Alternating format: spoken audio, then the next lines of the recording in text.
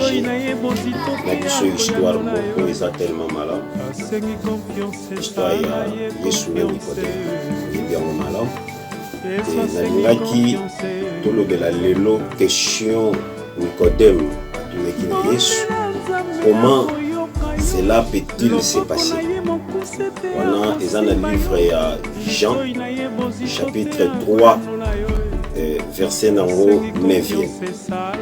Yesu azotuna Nicodème mpe ayebisi ye, na yo moto oyebi makambo ya mibeko ndenge nini okoki koyeba te makambo ndenge ekosala. Bien aimé, eza na bato ebele na kati na vie bazokanisa ke baza na connaissance ya makambo to bazokanisa ke bango bayebi Nzambe. Esengeli na moto asengeli koyeba bakuru baétude nyonso esengeli na yo sala ezotalisa te ke yo oyebi Nzambe. Ce n'est pas plus que tu lis beaucoup la Bible, ce n'est pas plus que tu pries beaucoup n'epesi occasion ya koyeba Nzambe. Ce n'est pas plus que tu prophétises, c'est pas plus que les gens te respectent, c'est pas plus que l'église ozokamba bato baza ebele esali ete omimona ke yo oyebi Nzambe. Et Nicodème azalaki un homme respectué na moment wana et puis na kati ya mboka na ye. Et tant batunaki a respecté les lois de Moïse, a témoigné qui que ye ayebi yango et puis a respecté kango atosaka. Mais en face de lui et bande ko senga sagesse. Et sagesse wana et senga kina Nicodème azala sage pour comprendre. Lorsque Jésus a yebisi Nicodème, et sengeli na yo ko bota mambala ya mibale.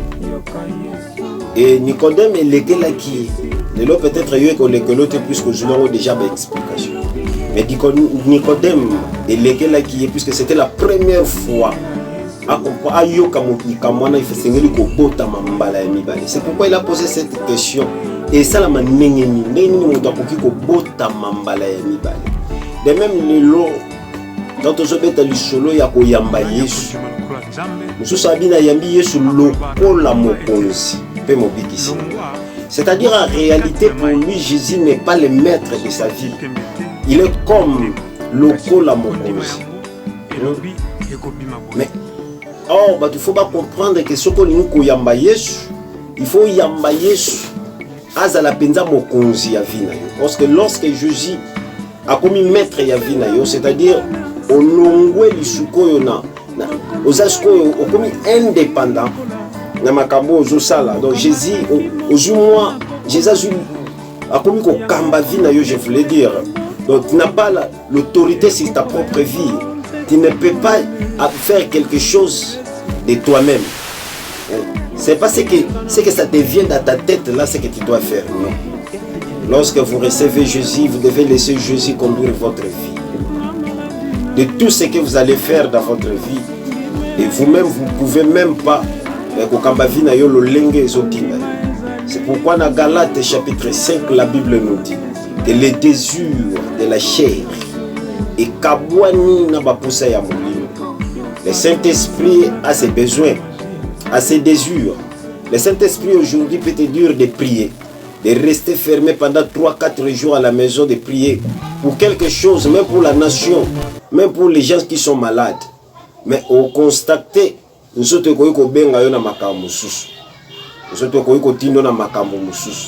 voilà, bien aimé, il y a des questions où il est la kabiso et comme la kabiso penza passe. Et tantôt nous ne savons même pas comment nous pouvons faire, comment agir dans les problèmes. Nicodème, un homme riche, intelligent, respectueux, et Muto Batumbo Kamobima Babane copé sa valeur. Mais en face de lui, il y avait un problème. Problème, il y a connaissance. Son souci était comment il peut hériter le royaume des cieux. Malgré qu'il avait tous les biens, mais il ne voyait même pas comment il peut hériter le royaume des cieux. Pour lui, c'était seulement juste en respectant les lois de Moïse. C'est ça qui peut lui donner l'accès d'hériter le royaume des cieux. Or, en réalité, ce n'est pas ça.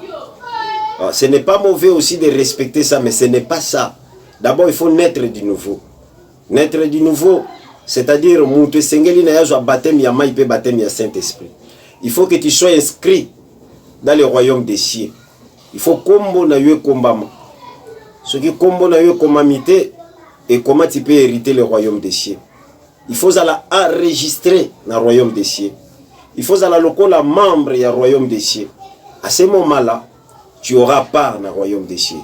C'est pourquoi je voulais te dire, bien-aimé, tout ce que nous sommes en train de faire ici-bas n'a que des limites. Peut-être il te reste 5 mois, peut-être il te reste 5 ans, peut-être il te reste même 100 ans de vie. Mais après ça, il y a l'éternité. À quoi bon de perdre ton éternité à cause il y a makambo zomona lelo, à cause à manger, à se vêtir, à boire, toutes ces choses-là. C'est ça qui te fait qu'on perde le royaume des cieux. Non, bien-aimé. Nous devons être branchés dans la parole de Dieu. Nous devons rester dans la parole de Dieu. Nous devons être là où Dieu nous appelle pour que nous héritons le royaume des cieux. Voilà, bien-aimé, une chose que je peux te demander, il faut être constant dans le royaume des cieux. La vie que Dieu nous a appelée, ce n'est pas pour être riche ici-bas. Je ne dis pas que c'est mauvais, mais je te dis, ce n'est pas pour ça. Ce n'est pas, Dieu ne nous a pas appelés pour que nous ayons des enfants ici-bas. Je ne dis pas que c'est mauvais. C'est bien aussi. Dieu ne nous a pas appelés juste pour se marier. Dieu ne nous a pas appelés pour faire ce que nous sommes en train de faire. Mais Dieu nous a appelés d'abord pour lui servir ici, pour lui adorer et pour qu'après cela, que nous soyons des meilleurs, des vrais adorateurs dans le royaume des cieux. Raison pour laquelle que nous devons nous préparer et nous devons apprendre à adorer Dieu ici. Puisque là, dans le royaume des cieux, il n'y aura pas de la prière, de supplication, de lamentation, mais il y aura seulement l'adoration. Nous devons apprendre à adorer Dieu ici-bas. Si tu ne sais pas adorer Dieu, sache-le que Gouana et le royaume des cieux dans une communauté. Il faut apprendre à adorer Dieu. Voilà, laisse que le Dieu du ciel te bénisse. Partagez et aimez, ça nous fera du bien. Et abonnez-vous.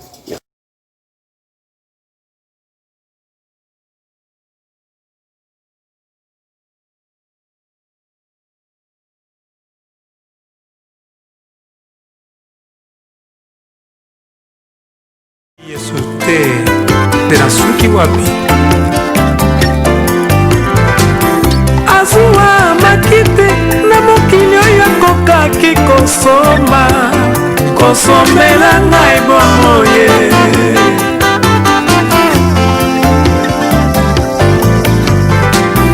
na makila na Yesu nalongi kufa maladi pe bobola nga nazwi lobiko kulande nazwi kobika kulande nazwi lobiko natalela ikoloso tika nga nasalela ye tala mwana na bate na Nzambe